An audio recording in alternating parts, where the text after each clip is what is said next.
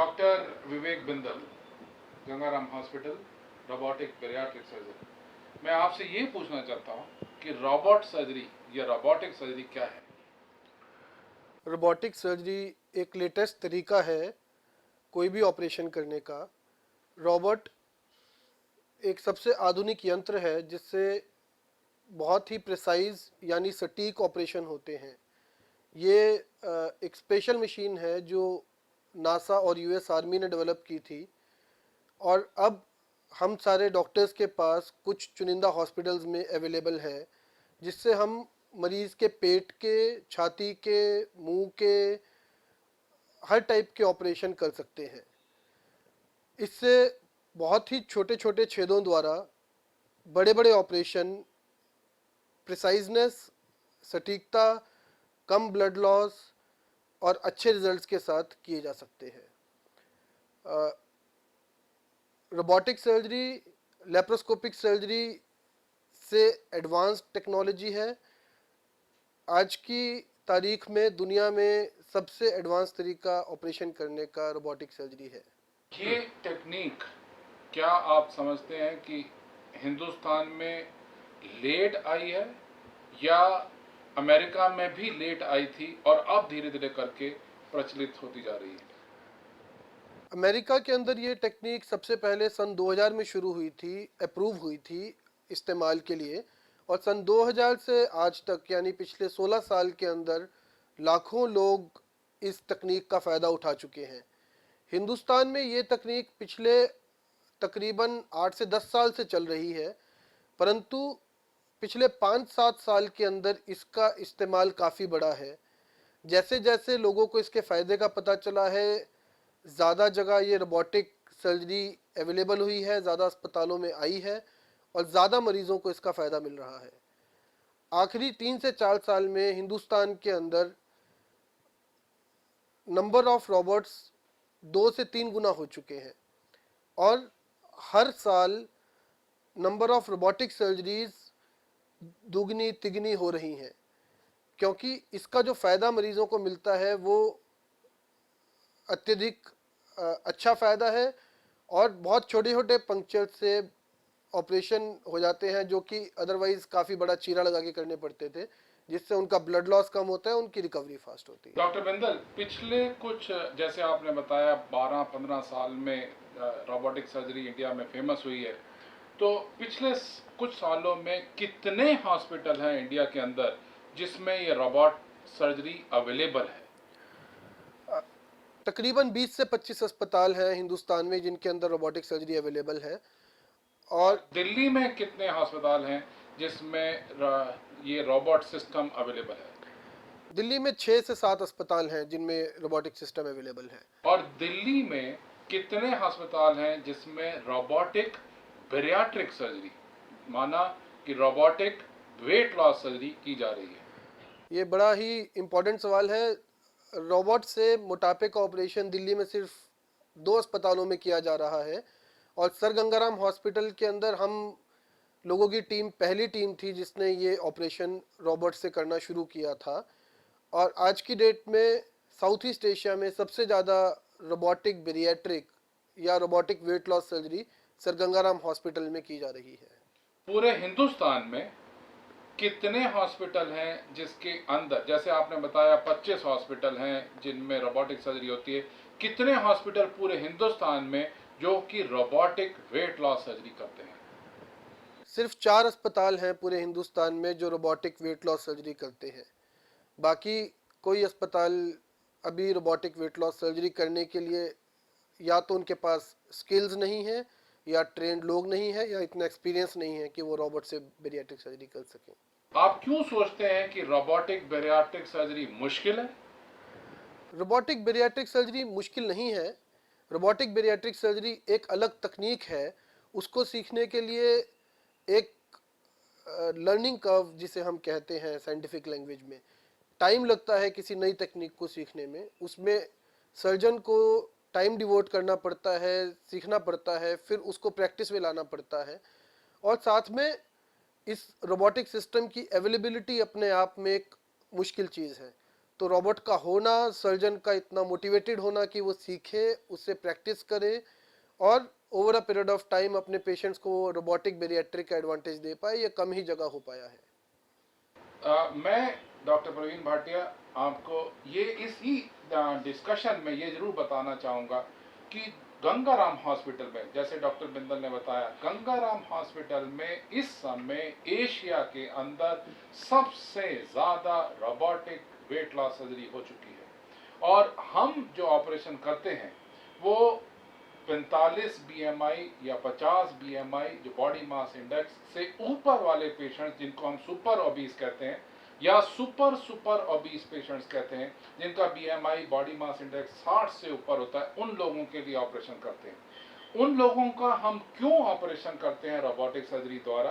क्योंकि जो लेप्रोस्कोपी से जो एडवांटेज मिलता था वो 2 डायमेंशनल व्यू था, वेराज जो बैरियाट्रिक जो रोबोटिक सर्जरी है उससे 3 डायमेंशनल व्यू मिलता है। उसकी वजह से एक प्रिसीजन ऐड हो जाता है। जैसे हम एक नई गाड़ी है, अगर हम यहाँ से चंडीगढ़ जाना हो तो अगर हम मारुति पे जाएंगे और या फिर बनस्पत मर्सिडीज में जाएंगे तो डेफिनेटली मर्सिडीज में जाने में ज़्यादा सेफ्टी है। सिमिलरली जब रोबोटिक सर्जरी के द्वारा हम ऐसे पेशेंट्स में हाईवे पे जाते हैं तो जहाँ सेफ्टी का सवाल है रोबोटिक सर्जरी में ज़्यादा होती है। इसलिए हमारे यहाँ पे गंगाराम हॉस्पिटल में सबसे ज़्यादा इम्पॉर्टेंट है और इसीलिए हम इतने ज़्यादा पेशेंट्स के ऑपरेशन कर पा रहे हैं कि जो ये वाली ब्रैकेट है जिसमें सर्जन को रिजिड इंस्ट्रूमेंट होने की वजह से मुश्किलें होती थी, सूचरिंग टाँका लगाने में मुश्किल होती थी, बट रोबोटिक सिस्टम होने की वजह से, प्रिसीजन होने की वजह से, 3 डायमेंशन होने की वजह से, स्टेबल प्लेटफॉर्म होने की वजह से हमें टाँके लगाने में डेफिनेटली आसानी हो जाती है। जब ड्राइवर कंफर्टेबल होगा गाड़ी में, मर्सिडीज में, तो पैसेंजर भी कंफर्टेबल हो जाएंगे। तो मरीज को भी फायदा तभी होगा जब ड्राइवर कंफर्टेबल है। तो इसीलिए हम इस अस्पताल में काफ़ी ज़्यादा एग्रेसिव हैं इस ऑपरेशन को करने के लिए और इसीलिए इतने अच्छे रिजल्ट दे पा रहे हैं। डॉक्टर बिंदल, जब हम सुपर ओबीस पेशेंट्स का ऑपरेशन करते हैं तो यूजुअली नॉर्मली कितने दिन के लिए मरीज को अस्पताल में रहना पड़ता है? सुपर ओबिसिटी मतलब मोटापा जब इस हद तक बढ़ चुका है जब वो शरीर के आइडियल बॉडी वेट से 2 गुने से ज़्यादा हो चुका है, बॉडी मास इंडेक्स 50 से ज़्यादा हो चुका है, ऐसे मरीज़ बहुत फ्राइबल होते हैं, बहुत ही नाजुक होते हैं। इनको कई सारी बीमारियां साथ में ज़्यादातर होती हैं, जैसे डायबिटीज़, ब्लड प्रेशर, इनके सांस लेने में दिक्कत, स्लीप एपनिया। तो इन सारी बीमारियों के चलते इन्हें ज़्यादातर अगर बेरियाट्रिक ऑपरेशन करना हो तो 4 से 5 दिन अस्पताल में रहना पड़ता है। और जब हम इन पेशेंट्स के अंदर रोबोटिक सर्जरी से ऑपरेशन करते हैं तो हमें कई सारे एडवांटेजेस मिलते हैं। जैसे डॉक्टर भाटिया ने बताया, रोबोटिक सर्जरी में हमें 3 डायमेंशनल व्यू मिलता है, हमें एक स्टेबल प्लेटफॉर्म मिलता है, बहुत ही छोटी सी जगह, क्योंकि इनके पेट में बहुत फैट होता है, बहुत बड़ा लीवर होता है, बहुत ही छोटी सी जगह होती है जिसमें हम ऑपरेशन कर सकते हैं। उस छोटी सी जगह के अंदर रोबोटिक आर्म्स के जरिए एक बहुत सटीक ऑपरेशन करते हैं जिसमें ब्लड लॉस बहुत कम होता है। उसकी वजह से ये मरीज अगले से अगले दिन घर जाने लग जाते हैं, उसी शाम को चलते हैं, अगले दिन अस्पताल में पानी पी के और घूमते फिरते हैं, बस ऑब्जर्वेशन के लिए अस्पताल में रखा जाता है and second day after surgery वो घर चले जाते हैं।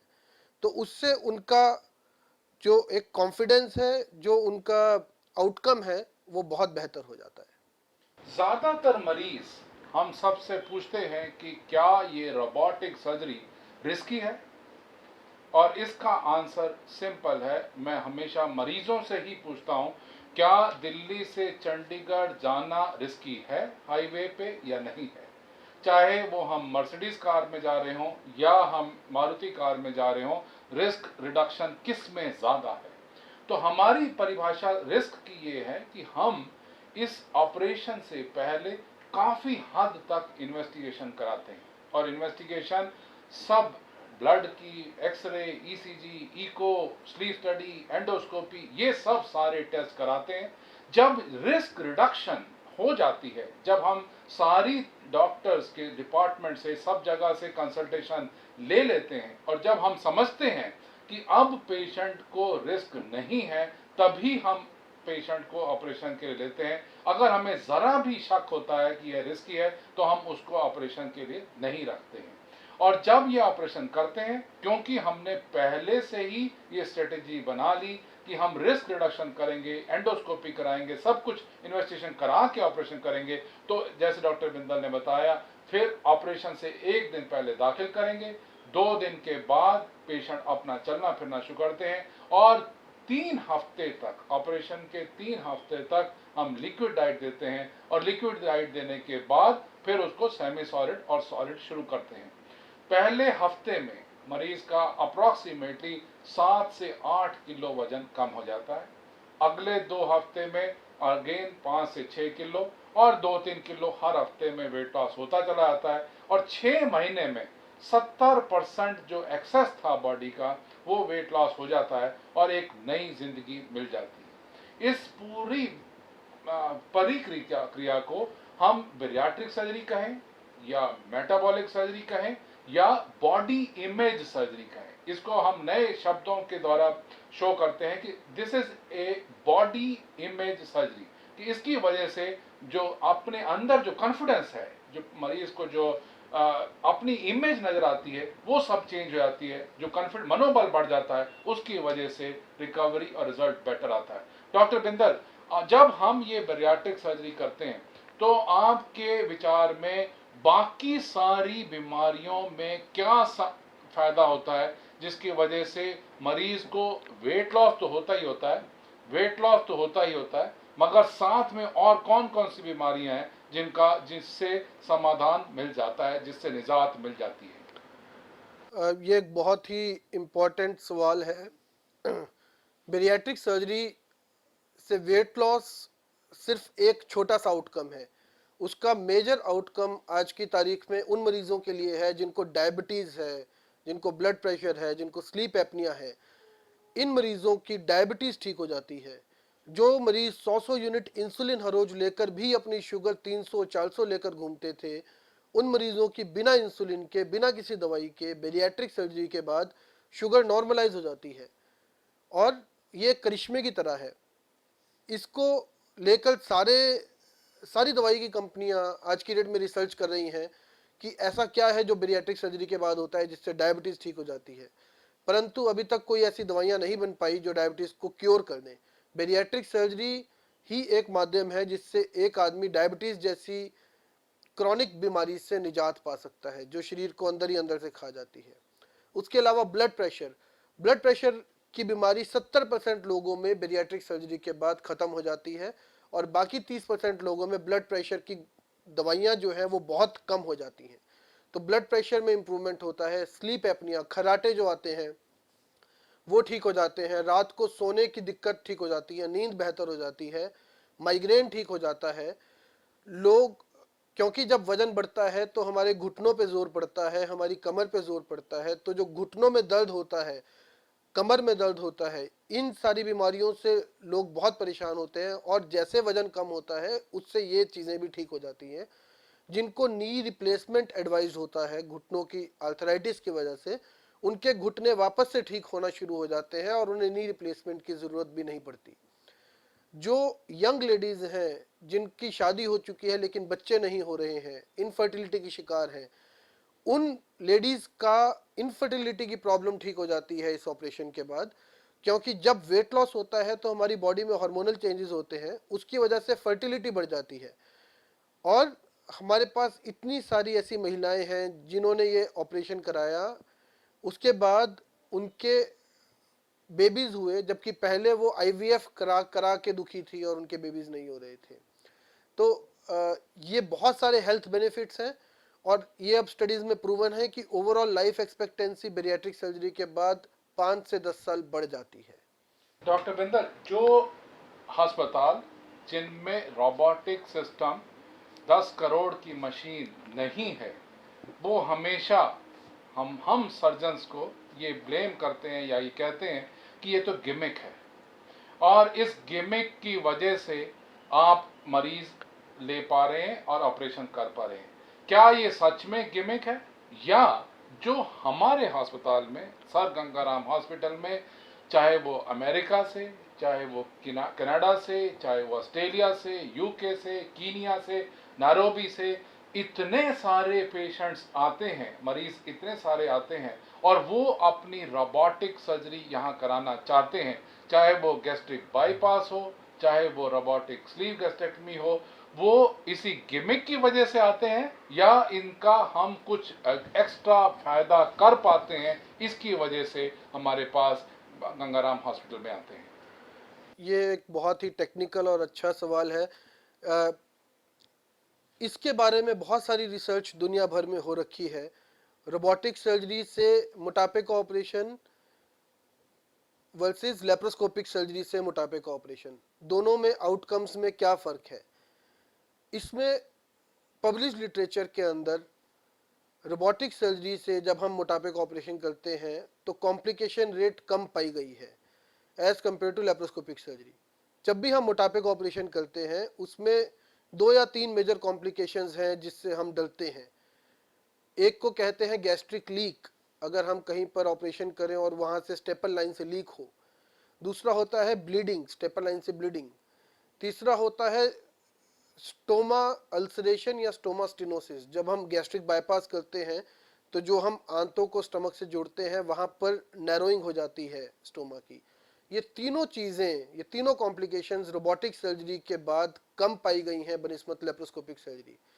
हमारे अपने एक्सपीरियंस में हमने अपनी स्टडी यहाँ गंगाराम में की है, robot assisted sleeve gastrectomy morbidly obese patients में और सुपर ओबीज पेशेंट्स में, robotic surgery versus laparoscopic surgery, इन सबको हमने कंपेयर करके और इंटरनेशनल जर्नल्स में पब्लिश किया है। और हमने ये पाया है कि रोबोटिक सर्जरी के बाद complication rate, major complication rate is almost 0%, जबकि लेप्रोस्कोपी में इसका 0.5 to 1% रिस्क रहता है। अगर हम अपने एक हमने आर्टिकल पब्लिश किया था जिसके अंदर हमने सारी दुनिया में अभी तक जितनी स्टडीज हुई हैं उस सबको कंपेयर किया और हमने ये पाया कि जब हम 3500 पेशेंट जिन्होंने लेप्रोस्कोपिक सर्जरी कराई वर्सेस 3500 पेशेंट जिन्होंने रोबोटिक सर्जरी कराई, उन दोनों को कंपेयर करते हैं तो रोबोटिक सर्जरी के केस में लीक, ब्लीडिंग और स्टोमल स्टेनोसिस, ये तीनों चीज़ें कम होती हैं बनिस्बत लेप्रोस्कोपिक सर्जरी। इसलिए रोबोटिक सर्जरी गिमिक नहीं है। रोबोटिक सर्जरी एक एडवांसमेंट है टेक्नोलॉजी में। जब भी कोई नई टेक्नोलॉजी आती है तो लोग उसके खिलाफ होते हैं।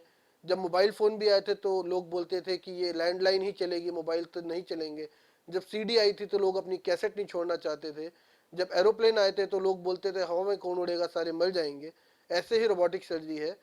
ये एक एडवांसमेंट है और ये यहाँ पर हमेशा के लिए रहेगी और आगे एडवांस होती जाएगी। जो इन दिनों में पिछले 4-5 सालों में गंगाराम हॉस्पिटल में institute of minimal access metabolic और बैरियाट्रिक सर्जरी डिपार्टमेंट ने जो बैरियाट्रिक सर्जरी करी, रोबोटिक सर्जरी करी, इसके सक्सेस स्टोरीज क्या हैं जो कि हम बता सकते हैं। जैसे कि मैं एक एग्जांपल देता हूँ, एक मिस्टर जसकीरत हैं जो ऑपरेशन के 4 महीने के बाद इतनी एक्सरसाइज करते रहे और इतनी उन्होंने दौड़ लगाई कि अल्टीमेटली वो मैराथन रेस में उन्होंने पार्टिसिपेट किया और 2 घंटे 13 मिनट में मैराथन रन जीता। सिमिलरली कुछ ऐसे हमारे मरीज रहे हैं जिन्होंने बैरियाट्रिक सर्जरी कराई, जिनको फार्मूला 1 रेसिंग कार ड्राइविंग में एंट्री तक अलाउड नहीं थी क्योंकि उनका वजन ज़्यादा था, मगर जब ऑपरेशन हो गया, जब वजन कम हो गया तो वो एंट्री कर पाए और उन्होंने कीनिया की चैंपियनशिप जीती। तो ऐसे कौन एग्जाम्पल्स हैं जिनको हम हमेशा बोलते हैं वेट लॉस चैंपियंस? आपके दिमाग में कौन कौन से ऐसे लोग होंगे या ऐसी कौन सी सक्सेस स्टोरीज हैं जो आप मरीजों को शेयर कर पाएं, जिसकी वजह से और जो फैमिलीज हैं और जो मरीज हैं वो और इस पद्धति का फायदा उठा सकें? बड़े अच्छे एग्जाम्पल दिए आपने सर। ऐसे ही एक लेडी हमारे पास आई थी जो 193 केजीज की हो गई थी। वो एक हाउसवाइफ है, इधर ही दिल्ली में रहती हैं, साधारण परिवार की लेडी, लेकिन वजन बढ़ते बढ़ते 193 किलो, बॉडी मास इंडेक्स 85 हो गया था। बॉडी मास इंडेक्स जो 25 होना चाहिए, मतलब उनके उनका वजन 60 किलो होना चाहिए था और ऑलमोस्ट 3 से 4 गुना वजन हो गया था। उसकी वजह से वो सांस नहीं ले पा रही थी, ऑक्सीजन उनकी बॉडी में नहीं जा पा रही थी और वो हमारी आके इमरजेंसी में बेहोश हो गई। उन्हें यहाँ पे इंट्यूबेट करके ट्यूब डाल के वेंटिलेटर पे डालना पड़ा और आईसीयू में रखना पड़ा। हमारे अस्पताल के सभी डॉक्टरों ने बोल दिया कि इनका वापस आना वेंटिलेटर से बिल्कुल नामुमकिन है, क्योंकि इतना वजन है कि जैसे ही हम इनसे वेंटिलेटर निकालेंगे सांस नहीं ले पाएंगी और ये चली जाएंगी। उस वक्त हमने ये डिसीजन लिया कि हमें एक चांस लेना है। अगर इनकी ज़िंदगी बचानी है तो वेट लॉस करके ही इनकी ज़िंदगी बच सकती है और बेरियाट्रिक सर्जरी एकमात्र ऐसा तरीका है। परंतु जब किसी का वजन 193 किलो हो, जब उसका BMI 85 हो और वो वेंटिलेटर पे हो, तो वो एक बहुत ही हाई रिस्क प्रोसीजर होता है जिसमें डेथ के भी बहुत चांसेस हैं। वो सारी चीज़ें देखते हुए हमने रोबोटिक सर्जरी के लिए ऑप्ट किया। रोबोटिक सर्जरी इस केस के अंदर हमें बहुत सारे एडवांटेजेस देती है, हमें इतने फ़ायदे देती है। हमें वो 3 डायमेंशनल विजन देती है, हमें एक बहुत छोटे से एरिया में, क्योंकि लिवर बहुत बड़ा होता है, फैट बहुत ज़्यादा होता है, उतने छोटे से एरिया में एक बिल्कुल सटीक ऑपरेशन करके आना है जिसमें कोई भी दिक्कत ना आए। वो ऑपरेशन करने के लिए हमें वो एनेबल करती है। हमने उनका रोबोटिक बेरियाट्रिक सर्जरी किया, सन 2012 की बात है, और उस ऑपरेशन के बाद 5वें दिन वो वेंटिलेटर से बाहर आई और 10वें दिन वो अस्पताल से डिस्चार्ज हो गई, चलते हुए अपने घर गई।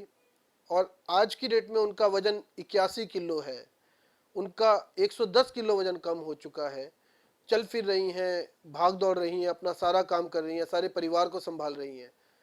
उनको देख के हम सबको मोटिवेशन मिलती है कि इतना अच्छा अगर किसी का आप ज़िंदगी बदल सकते हो, आप किसी की ज़िंदगी बचा सकते हो रॉबोट जैसी चीज़ को यूज़ करके, गंगाराम की सारी टीम को यूज़ करके, तो उससे बड़ा वरदान कोई नहीं हो सकता। डॉक्टर बिंदल, क्या ये आप सोचते हैं कि ये सर्जरी रॉबर्ट के नाम लिख दी जाए, या डॉक्टर भाटिया के नाम, या डॉक्टर बिंदल के नाम, या ये एक पूरी टीम के नाम लिखी जाए जिससे टीम का एफर्ट होता है और अल्टीमेटली मरीज को बेनिफिट मिलता है? डेफिनेटली ये पूरी टीम का काम है।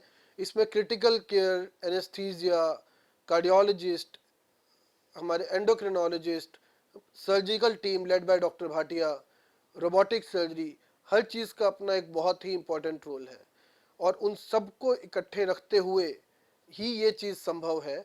और साथ में उस फैमिली का विश्वास डॉक्टर्स के ऊपर और अ, उनका एक risk taking ability of both doctors as well as the family, this is important. जब ये सारी चीज़ें इकट्ठी होती हैं, जब सारी टीम इकट्ठे काम करती है, जब सारी टीम ने मिलकर हजारों ऐसे ऑपरेशन कर रखे हैं, तभी इतना एक्सपीरियंस होता है कि इस टाइप के पेशेंट्स का सक्सेसफुल आउटकम हो सकता है। ज़्यादातर मरीज जो हमारे पास रोबोटिक बैरियाट्रिक सर्जरी कराने आते हैं वो सिर्फ एक ही क्वेश्चन पूछते हैं, डॉक्टर साहब बेस्ट टेक्निक वर्ल्ड के अंदर क्या है? तो हम हमेशा एक ही आंसर देते हैं, बेस्ट वर्ल्ड के अंदर रोबोटिक है, रोबोटिक बैरियाट्रिक है। मगर इसके साथ कॉस्ट इन्वॉल्व है। कोई भी चीज़ अगर वो बेस्ट होगी तो वो सस्ती नहीं हो सकती। क्यों? क्योंकि 10 करोड़ रुपए की अगर मशीन है और अगर अस्पताल ने मशीन की कॉस्ट के बारे में नहीं सोचा, मगर सिर्फ डिस्पोजेबल जो इंस्ट्रूमेंट्स यूज होते हैं सिर्फ उसका चार्ज अगर पेशेंट से करते हैं और वो कोई अप्रॉक्सीमेटली 1.5 लाख रुपए अगर एक्स्ट्रा आता है तो वो कॉस्ट डिफरेंस नहीं है। तो मरीजों को अगर लेप्रोस्कोपिक सर्जरी करते हैं तो 3 से 3.5 लाख रुपए का खर्चा आता है, मगर अगर हम रोबोटिक सर्जरी करते हैं तो 5 से 5.5 लाख रुपए के करीब खर्चा आता है, जिसमें सारी चीज़ें इंक्लूडेड होती हैं। तो उसकी वजह से पेशेंट रिस्क डेफिनेटली कम हो जाता है, सेफ्टी बढ़ जाती है, रिजल्ट्स बेटर आते हैं, रिकवरी फास्ट होती है। ये सब एडवांटेजेस हैं रोबोटिक सर्जरी करने का। इसीलिए गंगाराम हॉस्पिटल का वर्ल्ड मैप पे नाम आ चुका है, specially robotic weight loss surgery या रोबोटिक बैरियाट्रिक सर्जरी के लिए। Thank you very much.